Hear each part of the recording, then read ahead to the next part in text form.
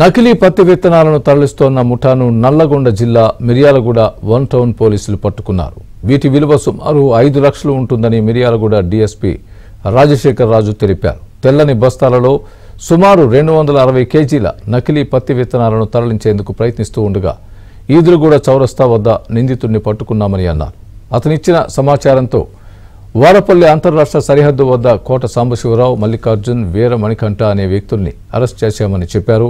ప్రధాన నిందితుడు ప్రకాశం జిల్లాకు చెందిన పెండ్యాల జగదీశ్వరరావు పరారీలో ఉన్నట్టు తెలిపారు.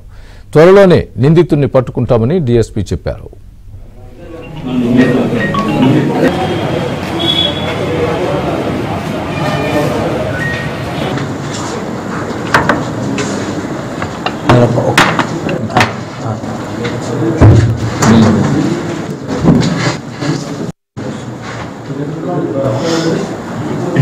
సార్ అది చూడమని ఎంత ఇస్తారో నేను ఒక 10 నిమిషాలు కాల్ చేస్తాను.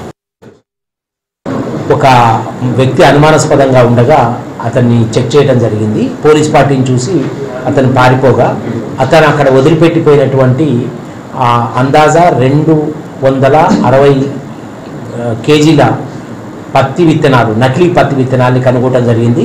దీంతో ఈ అగ్రికల్చర్ ఆఫీసర్ గారి వాటిని ఇన్స్పెక్ట్ చేసిన తర్వాత వారిచ్చిన దరఖాస్తు మీద కేసు నమోదు చేసి ఈ ప్రత్యేక బృందాలు తీవ్రంగా గాలించగా దీంట్లో ఈ రోజు వరకు మేము ఈ 4 నిందితుల్ని అరెస్ట్ చేయడం జరిగింది. ఇంకొక వ్యక్తిని అరెస్ట్ చేయాల్సి ఉంది.